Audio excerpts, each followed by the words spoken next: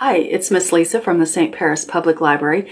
Today's Anytime story is called Kids During the American Civil War. Civil War. A civil war is when groups of people in the same country fight each other. The American Civil War was between people in the northern states and people in the southern states. It lasted from April 1861 to April 1865. Leaders from the North and South couldn't agree on how to run the United States. They argued over everything from public schools to slavery. The Southern states broke away and formed their own country, the Confederacy. The Northern states were called the Union. The American Civil War lasted for 4 years, longer than anyone expected. Life in the South.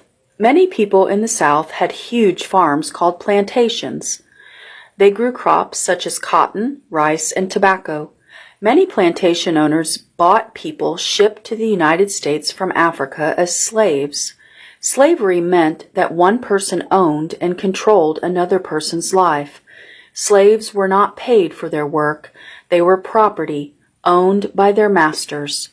When they had children, those children became the property of their master. Plantation owners needed the work of slaves to run such large farms and still make money. The Southern plantation owners relied on the slaves to work in the fields. Life in the North. People in the North did not agree with slavery. They were building factories and using machines that worked faster than people could. The North wanted to stop slavery and build more factories. The South needed slavery to keep their farms going, so they pulled away from the North and formed the Confederacy. But President Abraham Lincoln, along with the North, wanted to keep the states united. President Lincoln thought this was worth fighting for, so he called for a war. Once the war began, many women left home to work in factories that produced weapons. Divided families. John lived on a farm in Kentucky. His family owned 12 slaves. Nat was a slave boy, John's age. John and Nat were friends. They played together when Nat didn't have to work. When the war started, Kentucky was a slave state on the Union side.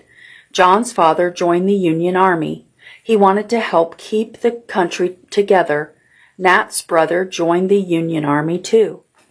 He said that if the Union won, John's family would lose their slaves and their farm. Many boys joined the army as drummers, beating out marching rhythms while the armies marched into the battle. Food. People thought the war would end quickly, but it didn't. Most of the fighting went on in the South. As it went on, more and more farms were destroyed. Food became hard to find. Most of the food grown on farms was taken by the army to feed the troops. Western Kentucky, where John lived, was in the middle of the fighting. When the Confederate and Union troops passed through, they took the food and supplies they needed. Only potatoes and bread were left. John and his family often went hungry. The food that once fed the farmers now fed the Confederate and Union troops. Clothing. Just as the troops took food when they moved through John's town, they took blankets and clothing. John's mother had little cloth left to make any new clothes. Instead, she patched John and Nat's knickers. These were short pants that buttoned at the knee. They were held up by suspenders. John and Nate wore loose shirts, which were also patched. They went barefoot. John's mother wore long, full skirts with fitted jackets. Nat's mother and sisters wore the same type of clothes, but their skirts were less full. Boys wore knickers and shirts, and girls wore long, full dresses. School. The North wanted free public schools for everyone, but the South did not. Before the war started, John went to a one-room schoolhouse every day. There he learned to read, write, and to add and subtract numbers. Most slave owners did not allow their slaves to learn to read and write, but John showed Nat what he learned at school. During the war, John did not go to school. With the men gone to fight in the war, John and Nat had to work hard on the farm. Before the war, most boys and girls in the North went to public schools. Free time. Life during the war was scary. John, Nat, and their families spent some days hiding in the cellar until the fighting in the area was over. When John and Nat were not working in the fields, they often went fishing. Sometimes they hunted rabbits and squirrels with slingshots. Any food they caught was eaten that night for dinner. Young Southern boys fished and hunted to help feed their families during the war. Letters home. Soldiers wrote home to tell their families about the war. John, Nat, and their families waited to receive news, but the letters often took a long time to arrive.